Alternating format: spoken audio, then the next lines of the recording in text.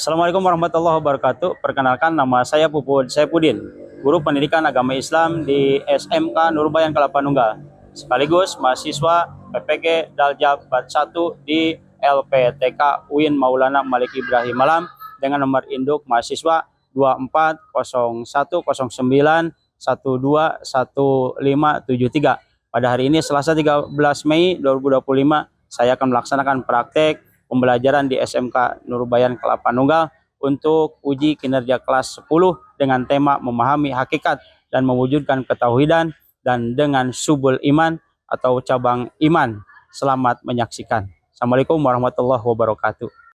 Assalamualaikum warahmatullahi wabarakatuh. Waalaikumsalam warahmatullahi wabarakatuh. Gimana kabarnya hari ini?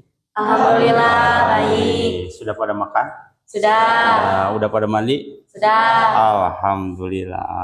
Oke, kalau begitu sebelum kita mulai pada materi ini, kita berdoa dulu untuk dipimpin oleh ketua kelas. Silahkan berdoa dulu.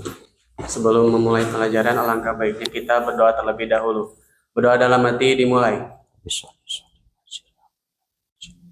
Berdoa selesai, ucapan salam. Assalamualaikum warahmatullahi wabarakatuh. Waalaikumsalam warahmatullahi wabarakatuh. Dicek absen dulu ya. Saila Hadir. ada, kemudian Rinjani, oke, kemudian Rahma, Siti Gampita ada, terus Danang, Siti Sophia, Siti Mutia, M Padlan. Alhamdulillah. Oke. Alhamdulillah wasbarimatillah, pada kesempatan siang hari ini kita bisa melanjutkan pembelajaran kembali, yaitu diantaranya yang pertama adalah menyampaikan tujuan pembelajaran. Diantaranya untuk pembelajaran hari ini kita memahami hakikat dan mewujudkan ketauhidan dengan subul iman. Subul iman itu adalah cabang-cabang iman. Dan yang harus kalian pahami diantaranya adalah mengenai subul iman atau cabang-cabang iman itu banyak sekali. Diantaranya adalah yang pertama yaitu kita takut kepada Allah. Yang kedua yaitu berharap kepada Allah, tawakal, memenuhi janji, bersyukur atas hikmah, memelihara lisan, aib orang lain, menutup aib orang lain, menjaga kehormatan, ikhlas, malu, juhud. Itu diantaranya sebagian daripada cabang iman ataupun subul iman. Dan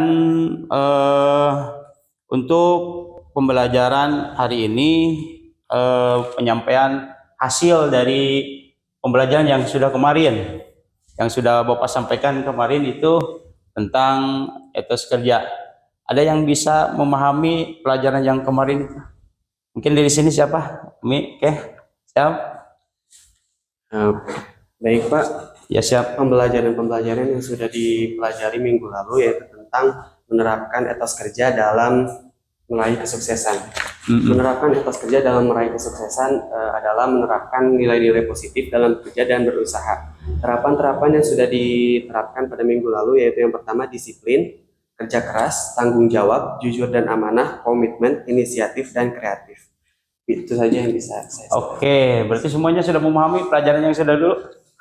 Sudah. Sudah dipahami? Alhamdulillah, berarti ini anak-anak yang cerdas luar biasa. Dan insya Allah untuk mengambil dari pelajaran yang kemarin yaitu mengenai tentang etos kerja. Ini adalah motivasi buat kita, diantaranya adalah kita harus bekerja keras. Karena hasil kerja keras itu akan membuktikan apa yang kita lakukan. Kalau kita bekerja tidak keras, maka tidak akan ada hasilnya. Maka jangan sampai ada bahasa, ya gimana nanti aja. Jangan bahasa gimana nanti. Nantinya harus bagaimana kita. Jadi kita harus bekerja keras semaksimal mungkin. Apapun kita lakukan untuk meraih sesuatu. Ketika kita gagal, berarti kesuksesan itu tertunda. Lanjutkan lagi. Insya Allah dengan hasil kerja keras, hasil tidak membohongi dari proses. Proses yang maksimal, insya Allah hasil juga akan maksimal. Itu motivasinya dari pembelajaran yang kemarin Bapak sampaikan untuk etos kerja. Semakin banyak kita bekerja, semakin banyak semakin banyak harapan yang kita inginkan. Jadi sebaiknya kita harus semaksimal mungkin mengerjakan apapun, harus maksimal, ya. Jangan sampai berleha-leha, jangan sampai gimana nanti aja, gimana nasib, jangan. Itu diantaranya mengenai tentang motivasi dari hasil pembelajaran yang kemarin mengenai tentang etos kerja. Makanya harus maksimal, apapun yang kalian lakukan. Insya Allah, Bapak hari ini juga mencapai sesuatu itu harus dengan kerja keras, dengan dohir dan batin. Cek bahasa Sunda nama ilmu pengaruh jampe pemakaian dikerahkan kabeh beak jeung jurig-jurigna gitu. Oke. Jadi antaranya adalah mengenai tentang pembelajaran yang kemarin, dan Bapak ingin tahu juga sebetulnya untuk pelajaran yang kemarin mengenai tentang etos kerja itu ada pertanyaan tidak? Bapak misalkan nanya, ketika kalian bekerja lelah tidak? Lelah. Hasilnya nanti akan lelah tidak? Tidak. Jadi kalau ada bahasa berakit-rakit dahulu, berenang-renang kemudian, bersakit-sakit dahulu lah, insya Allah bersenang-senang kemudian. Jadi etos kerja yang sangat luar biasa, dan ketika ini mengulangi pelajaran yang sudah-sudah itu, Bapak harapkan bisa direalisasikan dalam kehidupan sehari-hari. Oke, itu saja untuk memotivasi dan mempertanyakan pelajaran-pelajaran yang sudah Bapak sampaikan. Dan insya Allah pada kesempatan hari ini Bapak yaitu menyampaikan materi memahami hakikat dan mewujudkan ketauhidan dengan subul iman. Nah, ini adalah memahami hakikat mewujudkan ketauhidan subul iman. Tauhid itu berarti menauhidkan Allah. Allah itu berapa? Satu. Dengan dalil dalam Al-Quran surat Al-Ikhlas. Qul huwallahu ahad. Allah as-samad, lam yalid walam yakul lahu kufuwan ahad. Nah, ini dengan iman di sini sebetulnya banyak. Karena rukun iman itu semuanya ada 6. Yang harus kita ketahui bukan 6 sebetulnya, itu patokannya adalah 6. Sebetulnya banyak rukun iman itu. Jadi antaranya ini termasuk iman, ya, termasuk iman. Di sini ada takut kepada Allah, itu termasuk iman juga. Takut kepada Allah. Kalau kita takut kepada Allah, insya Allah hidup kita itu akan nyaman, tentram, dan istiqomah insya Allah. Kalau ada Allah di kita, kalau kita takut kepada Allah. Bapak tanya pada kalian, kalau kalian memakai kerudung itu karena apa? Karena manusia atau karena Allah? Karena Allah. Kalau karena Allah, berarti ketika membuka kerudung di depan orang banyak, berarti itu keimanannya masih tebal. Ketika seseorang, maaf ini salah satu contohnya, membukakan aurat terhadap orang lain, sudah tidak merasa dosa, sudah tidak merasa, berarti orang tersebut sudah tidak merasa Allah ada pada dirinya. Jadi Allah itu harus selalu dengan kita. Takut kepada Allah. Takut dalam apa? Dalam arti takut menyalahi ataupun takut melakukan hal-hal yang tidak diridhoi oleh Allah. Itu diantaranya. Nah, di sini adalah mengenai tentang mewujudkan ketauhidan dalam subul iman itu diantaranya ya, banyak sekali. Dan yang selanjutnya yaitu adalah tujuan pembelajaran. Ini melalui metode ini adalah kalian bisa memahami tentang cabang-cabang iman. Itu ya, cabang-cabang iman nanti saya sampaikan bahwa iman itu al-imam wa tasdikun biqalbi wa iqraru bilisan wa a'malu bil arkan. Itu mengenai tentang nanti tujuan iman. Nanti dibagi yang 70 itu dibagi menjadi 3 dalam pembelajaran di sini. Sini ada yang kedua, metode project based learning dan peserta didik mampu mempresentasikan makna subul iman. Ini nanti apa? Apa yang disebut dengan subul iman gitu. Berapa bagian iman itu? Kemudian kalian membiasakan peserta didik mampu meyakini bahwa dalam iman terdapat banyak cabang-cabangnya. Nanti dijelaskan lah insya Allah. Banyak waktunya nanti lebih insya Allah lebih banyak menyampaikan pada kalian. Kemudian metode refleksinya peserta didik mampu membiasakan sikap disiplin jujur. Tadi ya dicontohkan ya. Jujur, tanggung jawab, dan merupakan beberapa cabang iman dalam kehidupan. Oke, kita lanjut. menerapkan etos kerja untuk meraih kesuksesan, ya. Dan di sini Bapak membahas tentang iman dulu, ya. Apa disebut dengan iman? Iman itu adalah keyakinan ataupun kepercayaan. Karena iman itu ada di 3 bahasa, ya. Iman itu ada 3 bahasa. Ya, yang pertama itu amana yu'minu imanan, ya. Amana iman, yu'minu sedang beriman. Imanan berarti kita harus beriman kepada Allah, ya. Harus beriman kepada Rasulullah, harus beriman kepada kitab-kitab Allah dan sebagainya. Dari sini iman bahwa kalimat iman itu sangat mudah diucapkan tapi sangat sulit untuk direalisasikan dalam kehidupan, ya. Percaya tapi banyak tidak percaya, ya. Banyak orang yakin tapi tidak yakin. Jangankan iman kepada Allah, yakin kepada suatu benda itu akan terjadi. Maka jangan main-main dengan iman, maka jangan main-main dengan keyakinan. Walaupun orang itu tidak sesuai dengan kita, harapan kita, maka itu akan terjadi ketika menjadikan sebuah keyakinan. Maka jangan main hati, jangan main lisan, jangan main anggota badan. Itu adalah suatu hal yang sangat luar biasa, ya. Ketika kita meyakini, ketika kita percaya, apapun itu akan terjadi pada diri kita. Walaupun bukan kepada Allah, kepada benda aja itu akan meyakini. Misalkan salah satu contoh, kalian sebagai manusia harus punya pasangan. Ieu jelema teh gulis, gagah luar biasa. Cek lalaki teh bogohon maka ketika kita yakin akan terjadi. Ketika kita tidak yakin tidak akan terjadi. Maka keyakinan itu perlu, ya, terutama keyakinan yaitu iman kepada Allah. Karena rukun iman itu ada 6.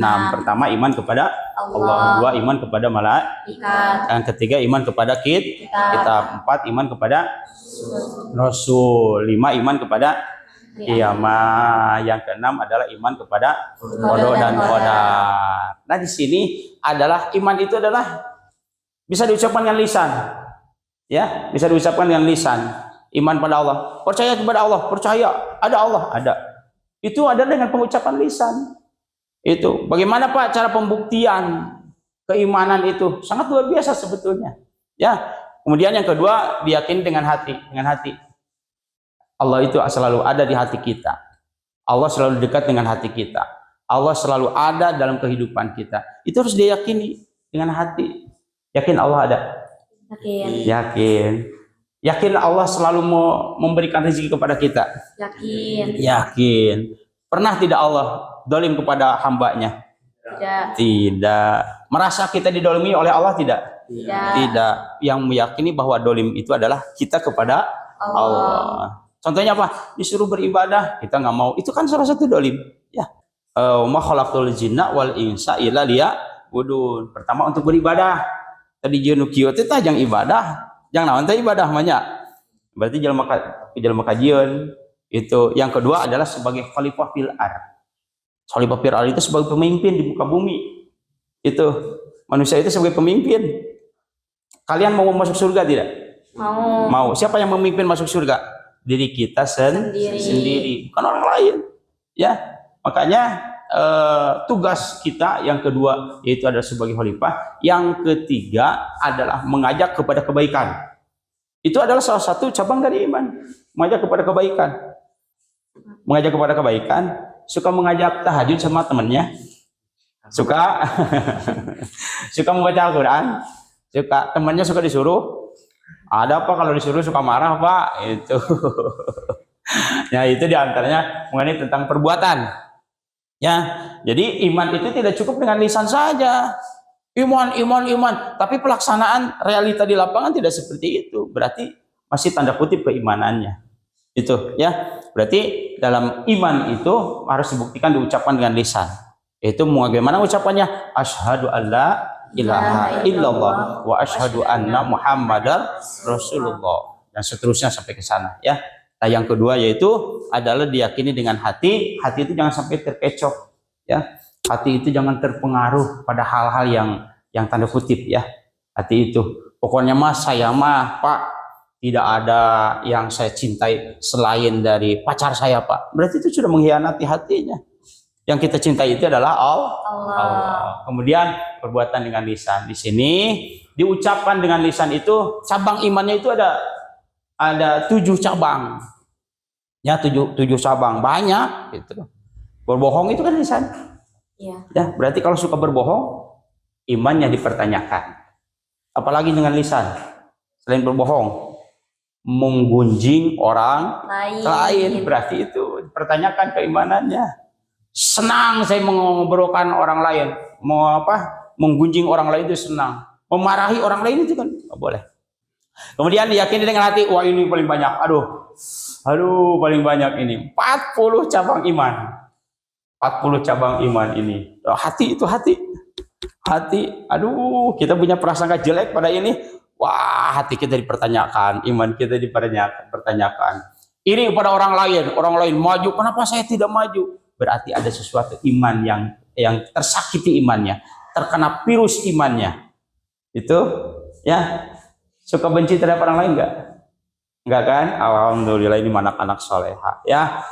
Deden suka sakit hati enggak suka menyakiti? Enggak juga, tapi sering ya kalau disakiti mah ya. Nah itu cabang iman banyak ya dari hati, masalah hati. Paham tidak kalian tentang masalah hati? Insya Allah. Paham ya, insya Allah ya. Masalah hati itu sangat luar biasa, sensitif hati mah. Ya di depan itu bagus di depan mah, tapi di belakang kan nggak tahu. Nauzubillah summa nauzubillah. Nah di sini ada lagi cabang dengan perbuatan, 30 cabang iman. Apa perbuatan? Meninggalkan sholat. Itu dipertanyakan keimanannya. Meninggalkan puasa. Kan perbuatan. Tidak mengeluarkan zakat. Itu kan iman juga. Sama rukna meureun iman teh nu genep we kadinya. Padahal cabang-cabangnya ini sangat luar biasa. Di sini mengenai tentang materi iman. Jadi cabang iman itu semuanya jumlahnya ada berapa? 70 cabang iman itu dibagi tiga. Ada di lisan, ada di hati, ada di perbuatan. Itu mengenai tentang iman ataupun cabang-cabang iman pada kesempatan hari ini. Sudah bisa dipahami? Insya Allah bisa. Insya Allah bisa ya. Akan ingat terus. Insya Allah. Insya Allah. Ya walaupun hanya sekilas karena kita dibatasi dengan waktu. Insya Allah Bapak yakin pada kalian karena ini adalah anak-anak yang cukup luar biasa pemahamannya. Ya, jadi iman itu adalah percaya. Cabang iman itu ada 77 dibagi 3. Kalau di lisan ada berapa? 7. Ada 7. Kalau di hati 40. Kalau di perbuatan 30. Cukup luar biasa banyak ya. Paham tidak paham? Insya Allah, Insya Allah paham. Bapak sampai hari ini masih dalam tahap belajar. Untuk apa? Menerapkan iman dalam hati kita. Karena iman, Islam, dan ihsan itu adalah sebagai rukun agama. Ya, rukun agama itu ada berapa? Rukun agama ada 3. Pertama, iman.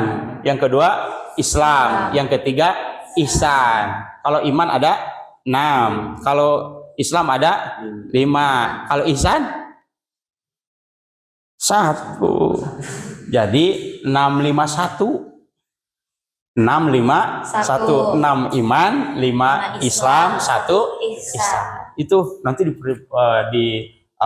dipelajari kembali. Nah ini mungkin untuk materi di sini sudah kalian bisa pahami dan Bapak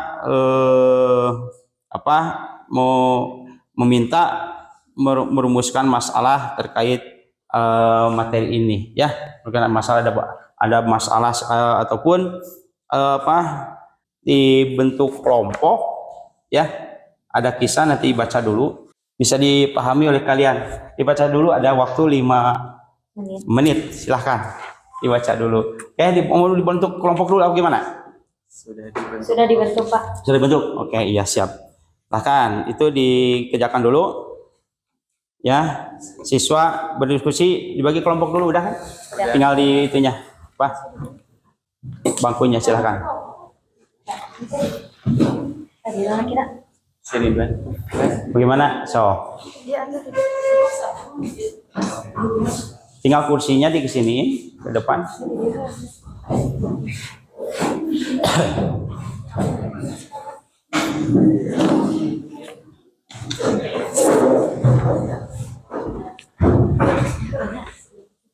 Oke, dibaca ada waktu 5 menit, silakan.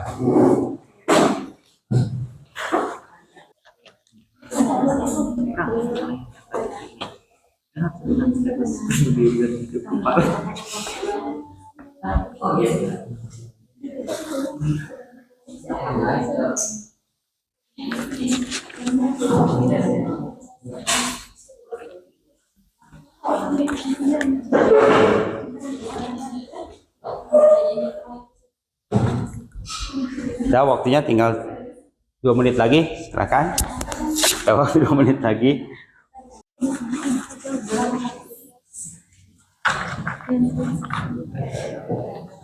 Ini bisa aja sebagai referensi kita dalam kehidupan sehari-hari, bisa diambil hikmahnya.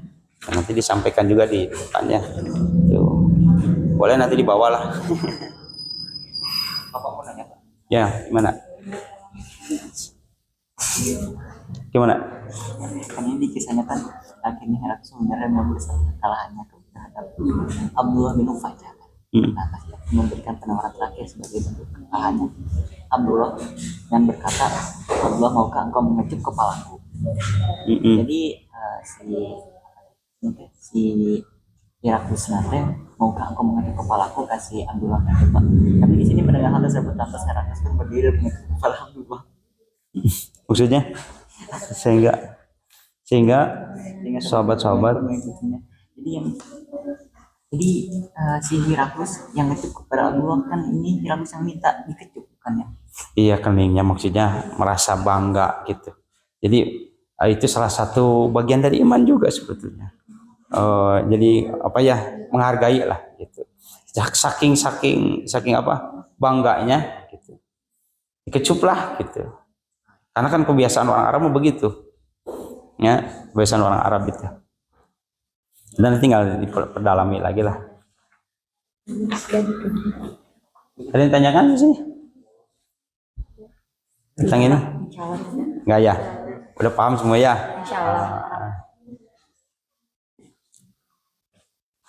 Kelompok ini gimana? Ada yang tanyakan? Tidak ada? Memahami kisahnya? Tinggal ngambil hikmahnya ya. Oke, kalau udah semua, silakan kembali lagi ke tempat duduk masing-masing. Ya, kalau sudah beres. Kalau belum jangan. Oke, silakan. Waktunya sudah habis. Sebelum ke game, kita kasih applause dulu untuk semuanya ya. Oke, udah siap semuanya, udah beres. Oke, buat penyemangat kita supaya kembali lagi ke habitat, supaya kembali lagi semangat. Untuk pagi tepuk tangannya 1 kali, ya. Untuk siang 2 kali, untuk sore 3 kali, untuk malam 4 kali. jangan. Jangan. Sampai gini aja ya. Coba Bapak tes pada kalian. Pagi, siang, sore, malam. Nah, itu diantaranya ya. Coba sekali lagi, siang, sore, pagi, malam.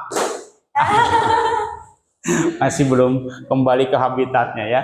Ya, supaya lebih refresh lagi, supaya lebih fokus lagi ya. Pagi, siang, sore, malam. Oke ya. Semangat. Itu diantaranya game yang Bapak sampaikan, dan yang selanjutnya itu akan mempresentasikan hasil dari diskusi ya. Dari diskusi, silakan kelompok pertama, kedua, mau ketiga, mau kelompok mana dulu, silakan presentasikan di depan, membahas mengenai tentang tadi memahami hakikat dan mewujudkan ketauhidan dan subul iman. Itu mengenai tentang iman. Silakan ke depan. Kelompok 1 dulu, Pak. Oke, siap, silakan. Assalamualaikum warahmatullahi wabarakatuh. Waalaikumsalam warahmatullahi wabarakatuh. Kami perwakilan dari kelompok 1 akan mempresentasikan hasil diskusi kami, yaitu ada kesimpulan dan hikmahnya. Kesimpulannya akan dibacakan oleh rekan saya, yaitu Rahman Nurmadania. Kepadanya saya persilahkan. Baik, di sini saya akan menyampaikan kesimpulan dari kisah manisnya iman sang panglima, yaitu kisah Abdullah bin Huzafah radhiyallahu anhu, yang penuh keberanian dalam mempertahankan iman dan keyakinannya kepada Allah Subhanahu wa taala, meskipun dihadapkan pada berbagai tekanan dan ancaman. Kisah ini menunjukkan bahwa kekuatan iman dan keyakinan dapat membantu seseorang menghadapi tantangan dan kesulitan, serta membuat mereka tidak takut menghadapi ancaman dan kematian. Adapun hikmahnya, yang pertama yaitu keteguhan iman. Abdullah bin Mujaffar yang menunjukkan keteguhan imannya dalam menghadapi tekanan dan ancaman. Yang kedua, pengorbanan demi agama, ia rela menghadapi kematian daripada meninggalkan agamanya. Dan yang ketiga, keberanian dan ketegasan. Ia menunjukkan keberanian dan ketegasannya dalam mempertahankan prinsipnya. Sampai sini ada yang ditanyakan? Oke, silakan. Mengapa Abdullah bin Huzafah tetap teguh pada imannya meskipun disiksa? Izin menjawab pertanyaan kelompok 1, karena Abdullah bin Huzafah memiliki keimanan yang sangat kuat kepada Allah Subhanahu wa taala. Ia menyadari bahwa kenikmatan dunia seperti harta, jabatan, dan wanita hanyalah sementara, sedangkan imannya adalah jalan menuju keselamatan di akhirat. Mungkin itu saja dapat dipahami. Oke, kasih oplos dulu untuk kelompok 1 ya. Masih ada pertanyaan lagi? Enggak. Sekian presentasi dari kelompok 1, kurang lebihnya mohon maaf apabila ada kesalahan.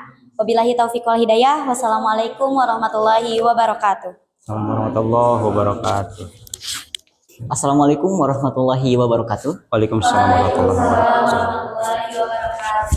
Kami dari kelompok 2, kami sebagai perwakilan dari kelompok 2 ingin menyampaikan atau mempresentasikan materi yang telah diberikan Bapak Puput, Ya, yaitu tentang apa teh? memahami hakikat Memahami dan mewujudkan hakikat. tauhid. Dan dari kisah tersebut kita bisa menyimpulkan dan mendapatkan hikmah. Dan untuk simpulannya itu kisah Abdullah bin Huzafah radhiyallahu anhu menunjukkan betapa kuatnya keimanan beliau sebagai seorang muslim yang sejati. Meskipun dihadapkan dengan berbagai rintangan dan bujukan, siksaan dan ancaman kematian, ia tetap teguh terhadap keimanannya.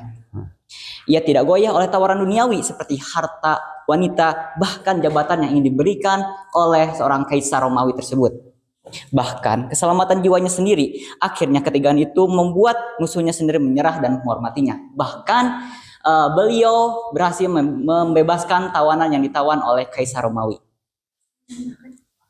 Oke, mungkin ada pertanyaan? Belum. Masih ada. Oke, ya. Untuk selanjutnya ada beberapa pelajaran penting dari kisah tersebut yang bisa kami terapkan dalam kehidupan sehari-hari. Yang pertama itu keimanan yang kokoh.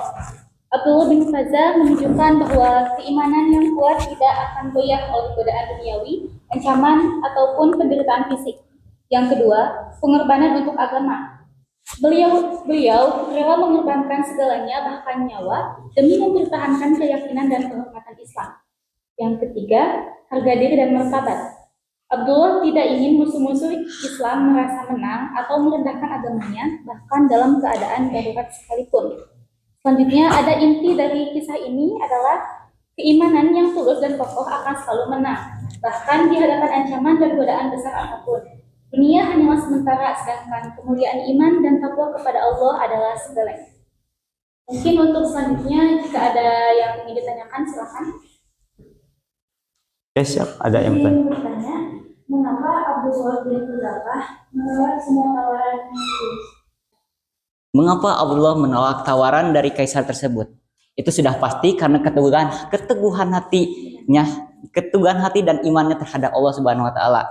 Di kisah menjelaskan bahwa beliau itu tidak tergoyahkan imannya dan tidak ingin menoleh agama lain kecuali agama yang diajarkan oleh Rasulullah SAW. Dia sangat yakin bahwa agama yang diajarkan oleh Rasulullah tersebut akan membawanya kepada keselamatan dunia dan akhirat. Itulah mengapa dia tidak akan tergoyahkan walaupun dengan godaan-godaan yang sangat-sangat sangat-sangat masya Allah, yang sangat-sangat masya Allah, karena dia tahu bahwa jika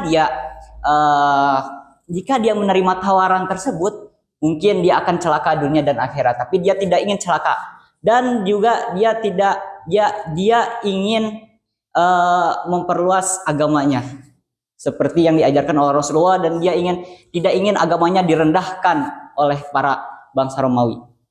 Terima kasih. Aplaus dulu untuk jawabannya luar biasa. Assalamualaikum warahmatullahi wabarakatuh. Waalaikumsalam warahmatullahi wabarakatuh.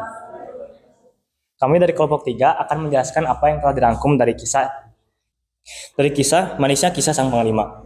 Contohnya, keteguhan iman dan prinsip Abdullah bin Huzafah menunjukkan bahwa iman sejati tidak bisa dibeli dengan harta, jabatan, ataupun kenikmatan di dunia. Keteguhan dalam berpegang pada keyakinan menjadi pelajaran utama dalam kisah ini. Lalu yang kedua, keberanian menghadapi ancaman. Meski diancam dengan siksaan dan kematian, beliau tetap berani dan tidak goyah. Ini menunjukkan bahwa kekuatan spiritual dan keyakinan kepada Allah jauh lebih besar daripada rasa takut terhadap penderitaan duniawi. Lalu yang ketiga, menjaga martabat Islam. Penolakannya untuk makanan-makanan haram meski dalam keadaan darurat adalah bentuk penjagaan terhadap citra Islam di hadapan musuh. Ia tidak ingin Islam dipandang lemah ataupun bisa dipermalukan. Cukup, kasih aplaus dulu buat teman kalian. Sekian dari kelompok 3. Mohon maaf jika ada yang salah. Wabillahi taufiq wal hidayah. Wassalamualaikum warahmatullahi wabarakatuh. Waalaikumsalam warahmatullahi wabarakatuh. Cukup luar biasa apa yang disampaikan dari kisah tersebut. Ini banyak hikmah yang kita ambil, diantaranya menguji seseorang.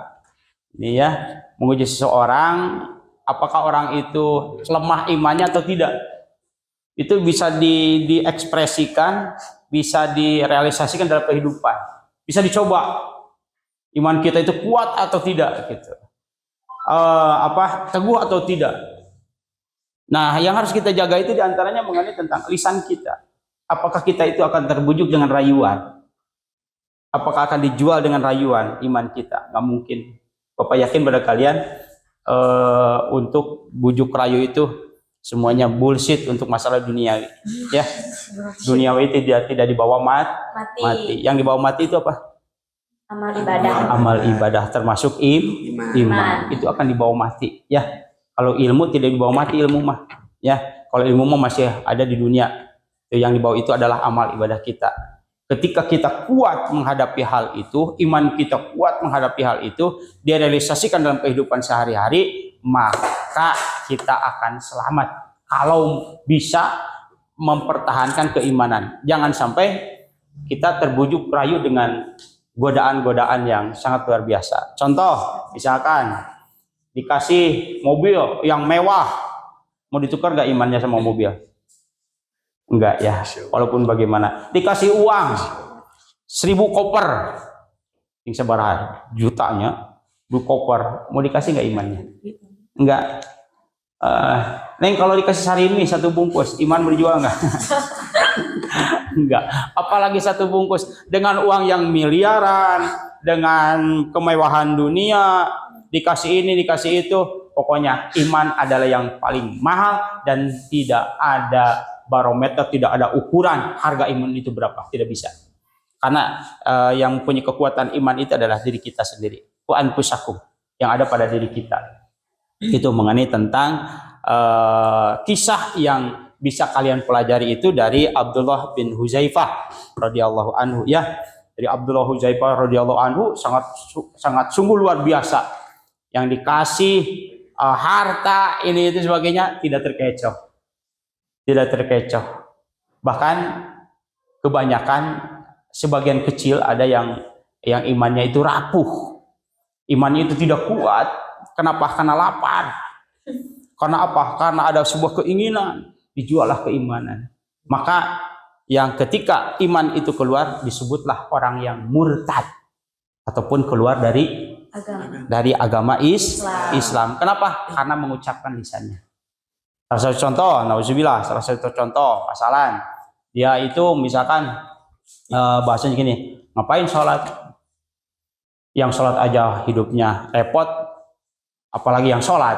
Nah, itu berarti sudah tidak percaya terhadap rezeki yang diberikan oleh Allah. Karena maaf, masalah dunia itu ketika kita masih mau beribadah, Allah akan menjamin kita.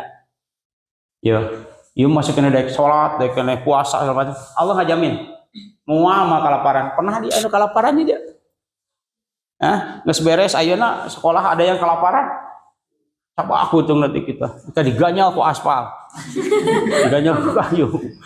Ada kan? Berarti apa? Berarti ada iman di diri kita. Kenapa mereka kelaparan?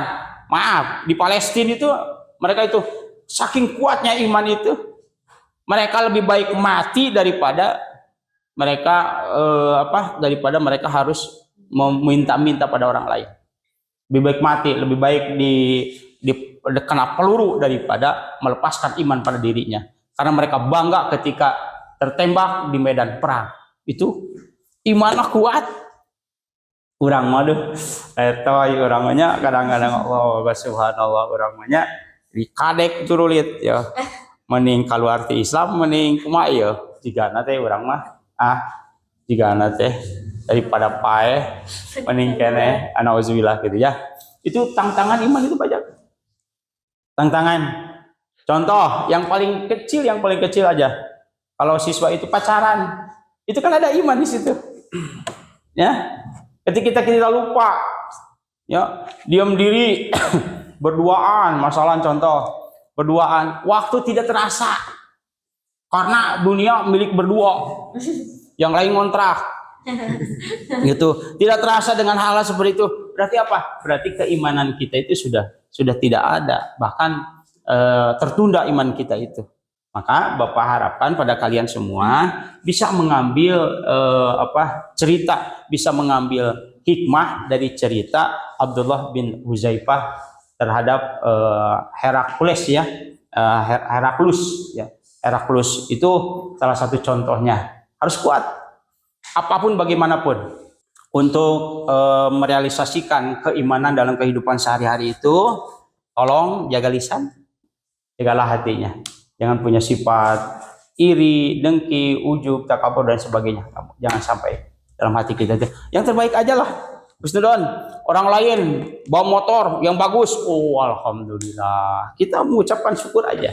Orang lain kaya itu kita alhamdulillah. Orang lain tidak punya kita orang lain tidak punya kita kasih. Nah, itu diantaranya mengenai tentang hikmah dari kisah inspiratif yang bisa kita ambil, dan insya Allah untuk kegiatan hari ini mungkin kita dalam kehidupan sehari-hari sudah bisa Bapak sampaikan pada kalian, sudah bisa dipahami semuanya. Insya Allah. Alhamdulillah. Ada sedikit gambaran?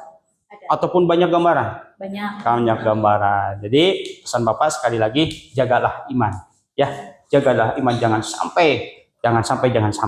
Nauzubillah summa nauzubillah ya. Untuk uji refleksinya, Bapak bagikan soal, boleh diisi oleh kalian dan insya Allah Bapak yakin memahami lah ya. Oke. Udah tinggal diisi saja. Bapak yakin, percaya kalian sudah memahami semuanya. Bapak. Udah, silakan.